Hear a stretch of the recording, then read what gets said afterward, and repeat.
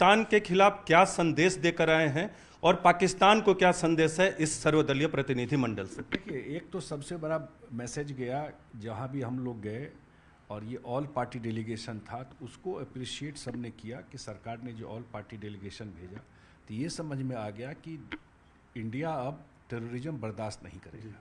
और ये भी समझ में आ गया कि पूरा देश इस मुद्दा पर एक है, क्योंकि हर एक पार्टी के लोग थे, हर एक क्षेत्र से आते थे, तो ये इस चीज़ को बहुत अप्रिशिएट की। दूसरा, जो घटना हुई उस घटना को वो लोग पूरा सिंपैथाइज करते थे कि 26 लोगों को जिस तरह से कोल्ड ब्लडेड मर्डर किया गया, ये नॉर्मल आदमी नहीं कर सकता जी। कोई डी रेडिकलाइज फैनेटिक जिसको ट्रेंड ही उसी तरीके से किया जाए कि धर्म के नाम पे सेग्रीगेट करो, उसको बोलो कि कलमा पढ़ो, उसको और तरीका करो, और उसके बाद इसलिए कि देश में और माहौल ख़राब हो और देश में कहीं कोई घटना नहीं हुई, इस बात को अप्रिशिएट सिंपैथाइज भी करते थे इंडिया के साथ। हम लोग कहते थे कि भाई दोनों कंट्री को एक तरफ मत देखिए, ये विशाल और प्रोग्रेसिव कंट्री है, 4th लार्जेस्ट इकोनॉमी है दुनिया का, उसके पास क्या है इसके टेररिज्म के अलावा?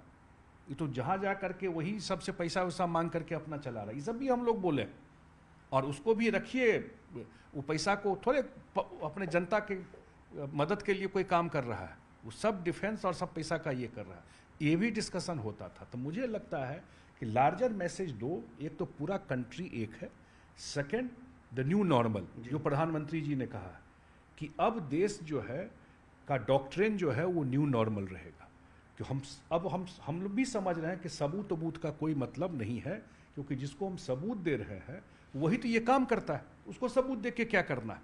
तो अब अगर टेररिस्ट एक्टिविटी होगा तो इंडिया को अपना राइट है जा करके पाकिस्तान के अंदर उसको टारगेट कर लेगी। तो पाकिस्तान भी कई बार विक्टिम कार्ड खेलता है, उनका भी डेलीगेशन कई देशों में पहुंचा है, तो इस विक्टिम कार्ड को कैसे आप लोगों ने काउंटर किया? और दूसरी चीज़, जैसे हमने पाकिस्तान के अंदर जाकर अटैक किया टेररिस्ट इंफ्रास्ट्रक्चर पे, पीओके में भी किया, तो इन सब सवालों से आपको जूझना पड़ा?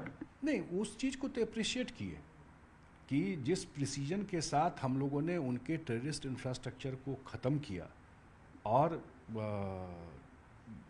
ये सबको पता है दुनिया में। जब हम लोग बताते थे कि भाई बिन लादेन कहीं दुनिया में जगह नहीं मिला, पाकिस्तान में कैसे मिला, या अजमल कसाब जो है जो मैंने लाइव पकड़ा गया मुंबई अटैक में, वो पाकिस्तानी था, ये भी पता है लोगों को। या पाकिस्तान का ट्रैक रिकॉर्ड है। मैं सच्चाई बताऊं, मैंने तो बोला कि मैं अभी नेटफ्लिक्स पे देखा हूं बिन लादेन का जो 3 सीरीज आया है, हम बोलो देखने से पता चल जाएगा वो कंट्री कैसे चलता है पाकिस्तान, वो तो फैक्ट्स पे है ना।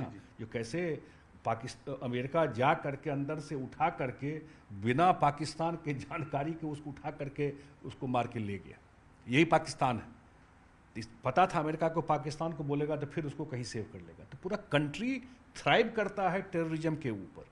तो ये बात समझ में बिल्कुल आ रही थी, और ये भी अब बात समझ में आ गया कि इंडिया इस मुद्दे पर यूनाइटेड है। कोई न्यूक्लियर ब्लैकमेल नहीं, कोई सबूत की बात नहीं। अगर किसी टेररिस्ट एक्टिविटी का करेगा पाकिस्तान क्रॉस बॉर्डर, तो इंडिया उस हिसाब से जवाब देगा। ये आप लोगों ने बताया है। आप लोग जब विदेश में थे, अलग अलग देशों के दौरे पे, यहाँ राहुल गांधी पूछ रहे थे या कह रहे थे कि ट्रंप के कहने पे मध्यस्थता हुई, पीएम ने सरेंडर कर दिया। दूसरी चीज, सिंधु जल समझौते पे आप लोगों ने क्या पक्ष रखा? ये 2 सवाल यहाँ उठ रहे हैं। 2 बात है जिनका आप नाम ले रहे हैं। हम लोगों ने स्पष्ट कहा कि जब कोई लड़ाई होता है 2 कंट्री के बीच में, तो अलग अलग कंट्री के नेता एक दूसरे से बात करते हैं, अपनी तरफ से मैसेज करने की कोशिश करते हैं। इंडिया भी, जब रसिया यूक्रेन का वार चल रहा है, प्रधानमंत्री मोदी भी बात कर रहे थे यूक्रेन और रसिया से कि शांति हो जाए, तो हुआ नहीं ना भी। इसी तरह बात सब करता है। लेकिन जब डिसीजन की बात हुई तो director general military operation Pakistan ने अप्रोच किया, 2 बार अप्रोच किया, और जब अप्रोच किया तब भारत ने और रिक्वेस्ट किया सीज फायर के लिए, और भारत को लग गया कि भाई हमको जो पर्पस था 9 टेररिस्ट इंफ्रास्ट्रक्चर एलिमिनेट, वो तो हम कर दिए, और मैसेज भी दे दिए कि फ्यूचर में अगर ये कोई बात होगी तो हम लोग जहाँ से ये ऑपरेट होता है उस जगह को नहीं छोड़ेंगे। ये क्लियर मैसेज दे दिया। तो उसके बाद भारत ने एग्री किया सीज फायर को, ये जो भी हुआ है ये दो कंट्री के बीच के बात से हुआ है और रिक्वेस्ट पाकिस्तान के साइड से आया। तो संजय जी, राहुल गांधी बार बार इस तरह के दावे क्यों कर रहे हैं? और सवाल यह भी है कि बिहार की धरती से ही पीएम ने कहा था कि आतंकी कहीं भी हो उन्हें नहीं छोड़ा जाएगा, और उसके बाद ऑपरेशन सिंदूर भी लॉन्च हुआ। बिहार में विधानसभा चुनाव भी होने वाले हैं, तो ये मुद्दा जो है रहेगा गर्म चुनाव में। एक क्वेश्चन आपका और था, सिंधु ट्रीटी के ऊपर आपने कहा था, तो वो भी बता दूं कि ये भी आश्चर्य की बात है, 1960 का ट्रीटी है, उस ट्रीटी के प्रियम्बल में, प्रियम्बल होता है कोर किसी ट्रीटी का, उसके प्रियम्बल में है कि फ्रेंडशिप, कॉपरेशन एंड फ्रेंडशिप। तो इंडिया पाकिस्तान में कोई कॉपरेशन और फ्रेंडशिप बचा है क्या? जब वो कोर ही नहीं बचा तो कौन ट्रीटी? ये भी आश्चर्य है कि अपने देश का 80% पानी कैसे दे दिया भाई? कौन ट्रीटी था ये? One sided treaty. दुनिया में आज तक कोई ट्रीटी, मुझे नहीं लगता है कि दुनिया में कोई एक ट्रीटी ऐसा हुआ हो जो अपने जनता को पानी ना मिले, हम दूसरे जगह जा कर के पूरा पानी दे आए।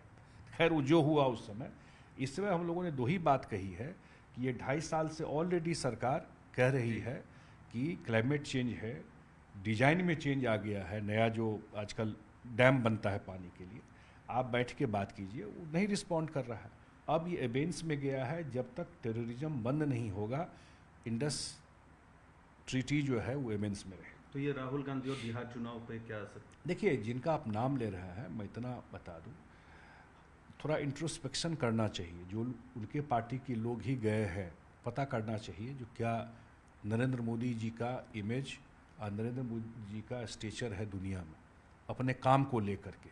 अगर 4th लार्जेस्ट इकोनॉमी जापान को सरपास किया है इस 10-11 साल में मोदी जी के काम से, तो लोग बोल रहे थे, इनके लोग भी बैठ के सुन रहे थे, ये बात नहीं है। और जिस तरह की भाषा का प्रयोग कर रहे हैं, शायद इस देश को जानते नहीं, डिस्कनेक्ट है। जो भी एडवाइज़र है, मैं शुभचिंतक के नाते बोल रहा हूँ कि जो भी एडवाइज़र है उनका 70% नाश कर चुका है, और जो बचा खुचा है 30% इसी सब से करवा देगा उनको। एक अंतिम सवाल संक्षेप में जवाब चाहूँगा। आप जब अंतर्राष्ट्रीय स्तर पे भारत के पक्ष को रख रहे थे तो बिहार से जुड़ी राजनीति घटनाक्रम भी चल रहा था। एक इम्पॉर्टेंट जो घटनाक्रम हो रहा है, जो खबरें आ रही है कि महागठबंधन के साथ AIMIM का गठबंधन हो सकता है। आप पे दारोमदार है, नीतीश कुमार पे दारोमदार है JDU की अगली जीत के लिए। तो कैसे देखते हैं इन तमाम जो घटनाक्रम चल रहा है? देखिए, बिहार में NDA को लोगों का विश्वास इसलिए है कि जो काम हुआ 20 साल का तो एक पार्ट है, लेकिन पहली बार बिहार एक डबल इंजन के सरकार का जो डेवलपमेंट का काम का देख रहा है सामने, वो बिहार नहीं मिस करना चाहता। अगले 5 साल बिहार के लिए सबसे क्रूशियल है, क्योंकि बिहार को नेक्स्ट लेवल ऑफ डेवलपमेंट जो है, एक तो काम हुआ, एक बड़ा बेस बन गया, नेक्स्ट लेवल जो है इसी 5 साल में, और जो आप दोनों बजट देखे होंगे जिस तरह बिहार को सपोर्ट किया गया है, तो इसलिए बिहार NDA का को लेकर के कोई दिक्कत नहीं है। जो विपक्ष के लोग हैं उनकी रियलिटी पब्लिक पहले से जानती है, और बार बार रिजल्ट में ये दिखा रही है, हर एक रिजल्ट में ये दिखा रही है। ये बता दूं, 2005 से हम लोग देख रहे हैं, हर एक रिजल्ट में वो चित होता है। इसलिए 25 में नीतीश जी के नेतृत्व में ही चुनाव हम लोग जीतेंगे। तो नीतीश कुमार के नेतृत्व में चुनाव जीतेंगे, लेकिन